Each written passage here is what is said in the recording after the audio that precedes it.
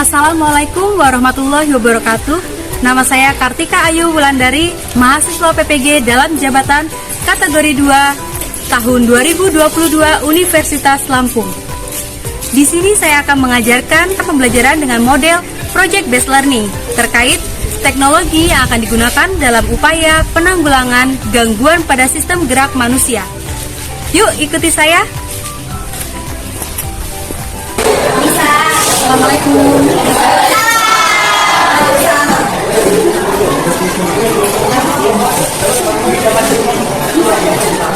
Oke, baik. Assalamualaikum semuanya.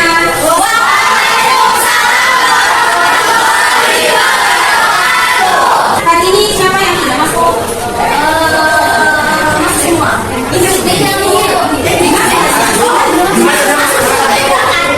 Oh, berarti lagi apa di masih tadi?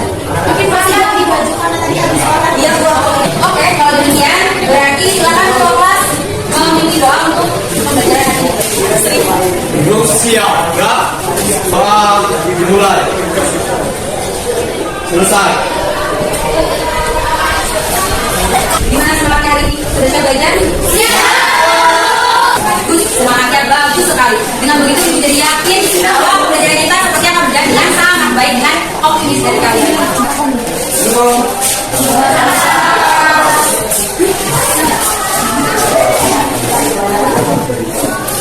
Kamu habis jatuh? Iya, benar tadi habis jatuh, Bu. Tadi habis jatuh? Iya, tadi habis apa olahraga? Udah silakan, Bu.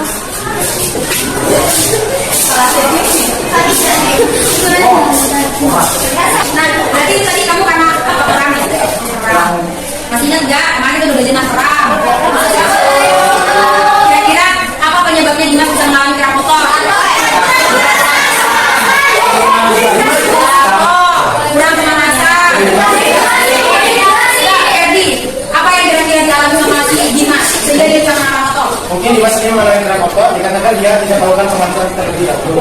Dan mungkin dia terkena kekurangan cairan di dalam tubuh. Terdehidrasi. Kekurangan cairan dalam tubuh. Oke. Jawaban kalian ternyata sudah beragam dan menunjukkan bahwa kalian sudah belajar tentang itu. Berarti kalian sudah paham tentang materi-materi yang sudah kita pelajari. Harapannya itu jadi motivasi kalian untuk lebih semangat lagi mempelajari materi-materi yang kita selanjutnya. Kenapa? Karena terbukti ketika kita sudah mempelajari materi tersebut itu dapat diaplikasikan ke dalam kehidupan kita sehari-hari. Nah, hari ini kita akan mempelajari tentang materi yang sangat asik karena ini dapat membantu kelangsungan kinerja sistem gerak pada manusia yang mengalami itu adalah tujuan pembelajaran kita pada proyek kali ini. Jadi bagaimana kalian nanti akan mengumpulkan data dan informasi terkait teknologi yang dapat diaplikasikan dalam mengatasi gangguan sistem gerak. Harapannya nanti setelah kalian memberikan info grafis melalui media sosial kalian akan memberikan informasi terhadap orang-orang yang membutuhkan, khususnya orang-orang yang mengalami gangguan sistem gerak. Silakan kalian simak di sini.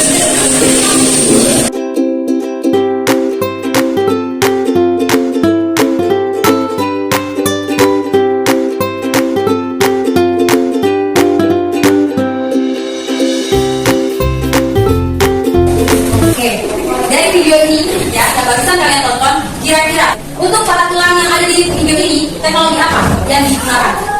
Pemasangan? Iya, atau dia diberikan penyangga?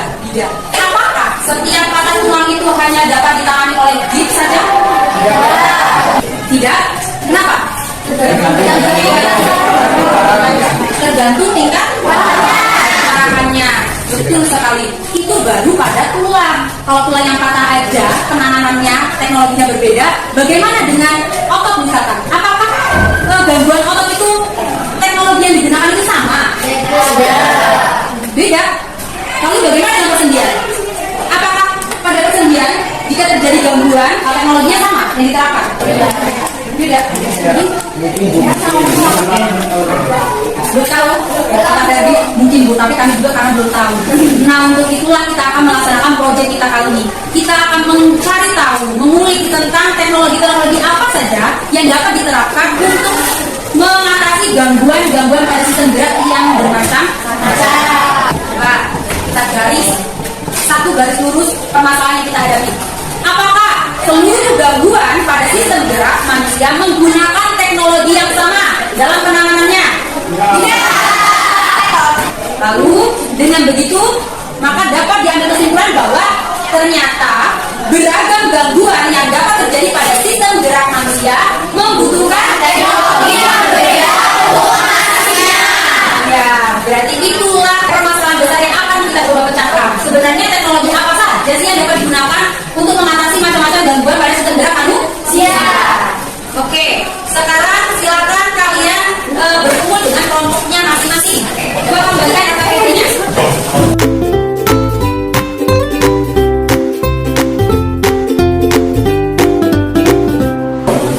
Silakan dibuka RKPD-nya. Itu adalah RKPD yang berisi langkah-langkah kerja apa saja yang harus dilaksanakan dalam bidang proyek kita kali ini. Oke, dari panduan kalian, kemudian rentetan rencana kalian, silakan tuangkan ke dalam LKPD. Kita akan mencoba untuk menelaah langkah kerja yang harus kita lakukan. Ya, sesuai dengan langkah kerja yang ada, ya, kita akan melaksanakan proyek ini sebanyak 3 pertemuan. Jadi alokasi waktu yang digunakan dalam proyek ini adalah 3 kali pertemuan. Ya, diawali dengan pertemuan sekarang, yaitu pertemuan 1. Maka yang akan dilaksanakan kita pada hari ini yaitu dari nomor 1 sampai nomor 5. Paham? Oke.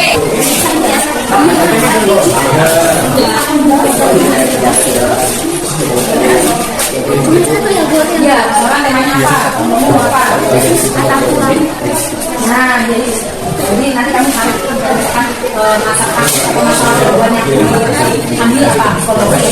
Nah, jadi psikologi itu teknologi apa yang dapat digunakan nantinya? Teknologi dari teknologi apa? Harus dibuat apa? Kemudian nanti kelompok akan melakukan ketika wawancara kita tiba-tiba datang terus tanya-tanya dengan tangan kosong apa perlu panduan? Perlu panduan. Panduannya apa? Ya, pertanyaan yang biasanya disebut rubrik pertanyaan. Ya, jadi melalui rubrik pertanyaan itu kalian akan memiliki panduan untuk bertanya seperti apa, arahnya mau kemana. Jadi tidak melebar kemana-mana. Kalian akan langsung mendapat poin dan apa yang akan kalian inginkan di luar pertanyaan itu. Tujuan wawancaranya itu kemana itu jelas. Ya.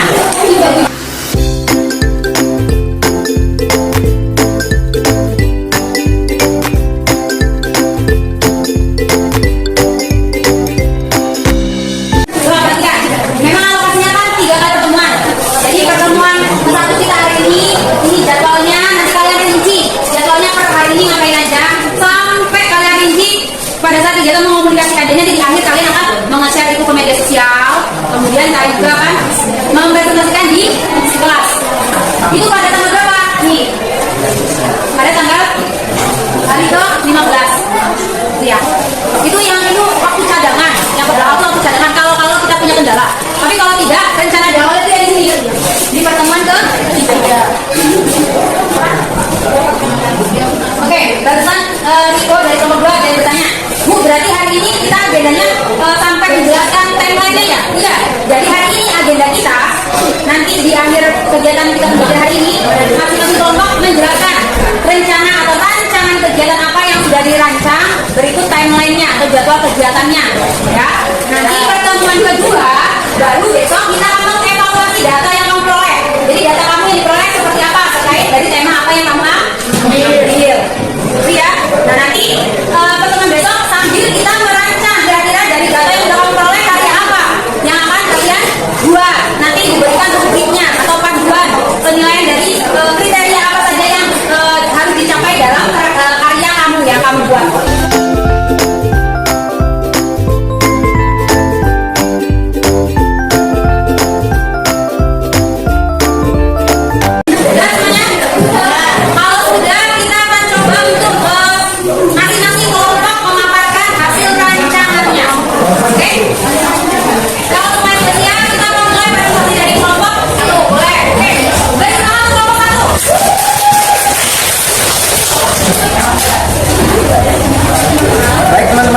Kami mau memberitahukan proyek dari kelompok kami yang bertema kaki bionik. Kasus atau masalah yaitu kehilangan anggota gerak atau kaki. Alasan kita memilih materi kaki bionik adalah karena teknologi ini sangat membantu seseorang yang kehilangan kakinya agar bisa melakukan aktivitas sehari-hari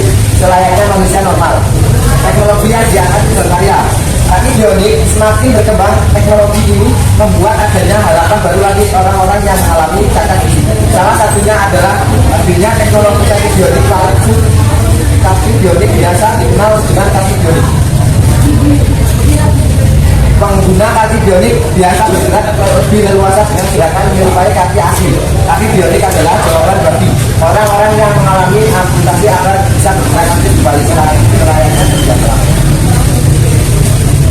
Rangkaian rencana kegiatan pengumpulan data menentukan sumber informasi terkait data yang dibutuhkan. Kita mendatangi Puskesmas Karaja dan melakukan wawancara dengan tenaga medis yang ada di sana. Setelah itu, kita menggali informasi untuk memperkuat fakta mengenai kaki bionik dari berbagai sumber informasi yang terdapat pada jurnal-jurnal kesehatan dan media elektronik berupa majalah, koran, dan berbagai sumber informasi lainnya. Merinci prosedur yang akan dilaksanakan dalam pengumpulan data. 1. Membuat rubrik pertanyaan yang akan ditanyakan saat wawancara. 2. Mendatangi puskesmas dan bertemu tenaga medis tersebut. 3. Memulai wawancara serta mencatat informasi yang kita dapat. Tagline nomor kita adalah menentukan tema yang akan diangkat dalam proyek dalam hari pertama. Mengidentifikasi aktivitas yang akan dilaksanakan dalam proyek hari dilaksanakan juga pada hari pertama.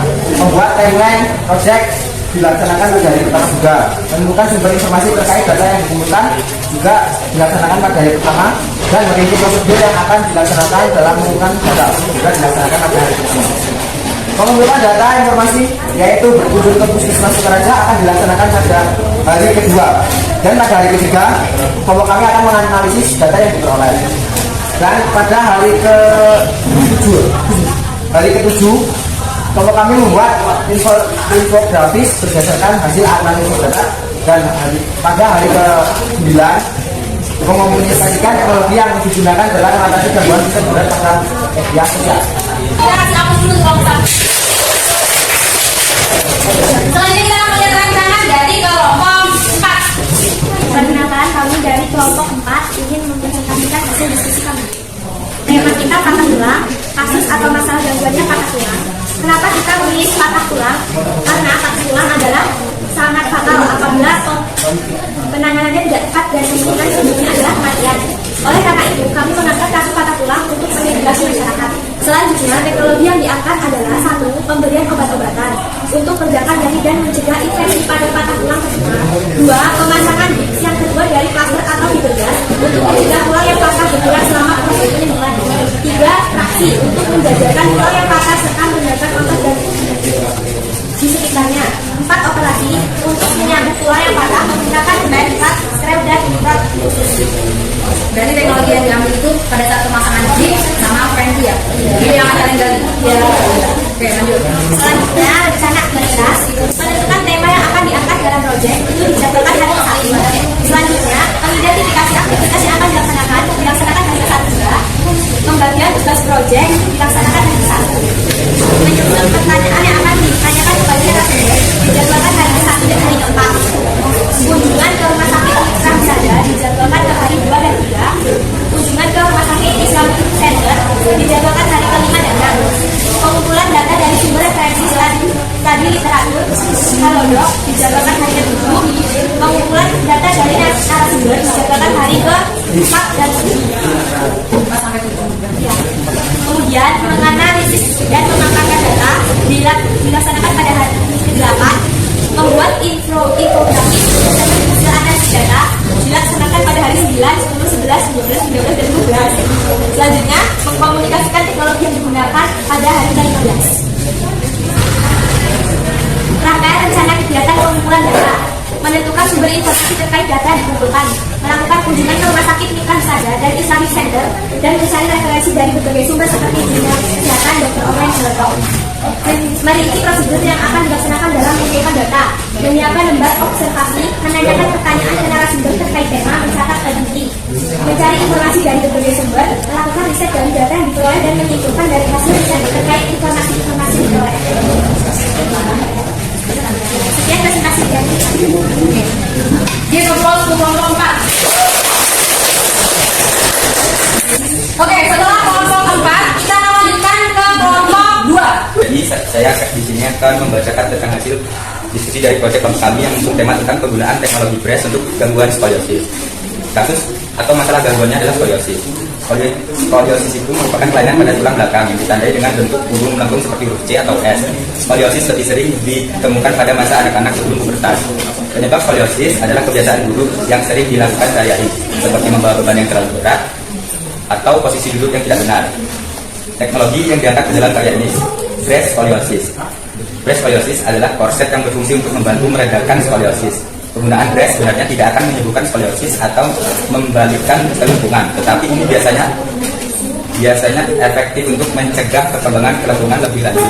Cara kerja BRES adalah memberikan koreksi secara mirroring atau refleksi dari bentuk tulang belakang yang diderita sehingga memberikan koreksi yang efektif, tidak sesak dan nyaman dipakai.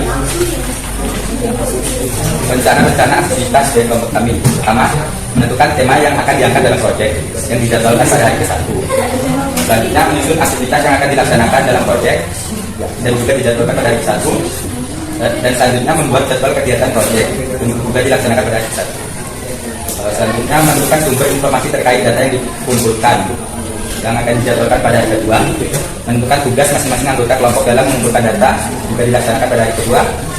Dan selanjutnya membuat dan menyusun pertanyaan untuk wawancara dijadwalkan pada hari ke-3. Mendatangi tempat dan bertemu narasumber untuk melaksanakan wawancara dilaksanakan pada hari ke-4. Selanjutnya membawa data yang telah dikumpulkan dilaksanakan pada hari ke-8. Mengevaluasi data yang telah diperoleh juga dilaksanakan pada hari ke-8. Membuat infografis berdasarkan hasil analisis data dilaksanakan pada hari ke-12. Dan yang terakhir, mengomunikasikan teknologi yang digunakan pada hari ke-13. Rangkaian rencana kegiatan pengumpulan data: menentukan sumber informasi terkait data yang dikumpulkan. Kelompok kami akan mendatangi Puskesmas Banjarnegara dan memulai wawancara dengan narasumber di sana untuk menggali informasi yang diperlukan.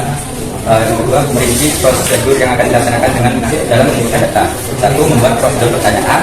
2. Menentukan narasumber. 3. Mendatangi tempat untuk melakukan wawancara. Dan yang terakhir, mencatat hasil wawancara. Dan begitu saja diskusi dari kelompok kami. Saya ucapkan terima kasih. Nah, itu adalah hasil dari diskusi dari kelompok kalian. Harapannya proyek kita nanti akan berjalan dengan lancar, tanpa mengalami gangguan suatu apapun. Jadi kalian silakan saling berkomunikasi, berkoordinasi untuk membagi tugasnya dengan baik antar anggota kelompok sehingga dapat menghasilkan hasil yang maksimal. Nah, dari kegiatan pembelajaran kita hari ini dapat kita peroleh ilmu bahwa dalam mengamati atau mencari suatu penyelesaian masalah ya, dalam hal ini kita menghadapi masalah gangguan pada sistem gerak ya, teknologi yang digunakan itu berbeda. Dalam menghasilkan pemikiran atau teori, kita harus melakukan suatu rangkaian. Apa saja rangkaian tadi? Kita bisa mendapat informasi dari wawancaranya hanya dari satu sumber atau boleh dari beberapa sumber? Kenapa wawancara lebih dari beberapa sumber?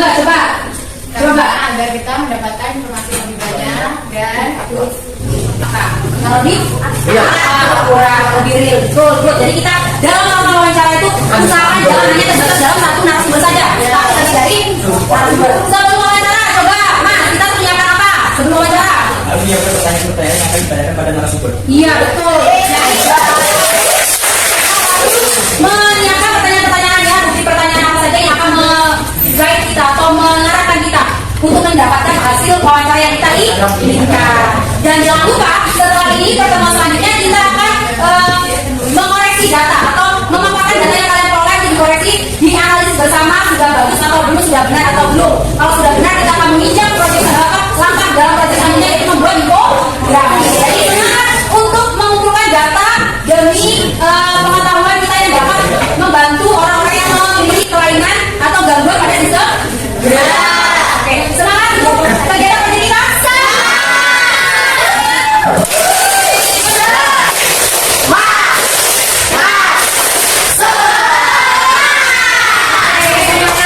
Dari kegiatan hari ini coba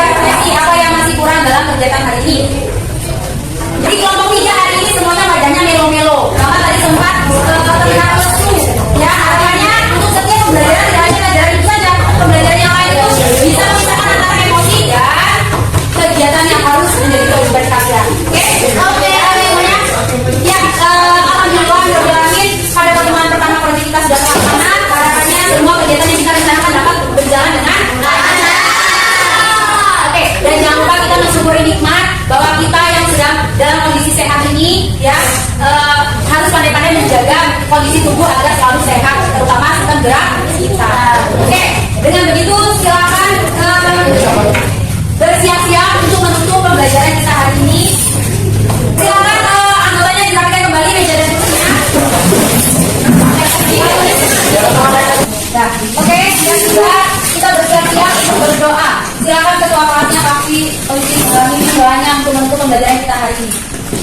Duduk siap, enggak? Berdoa dimulai. Selesai.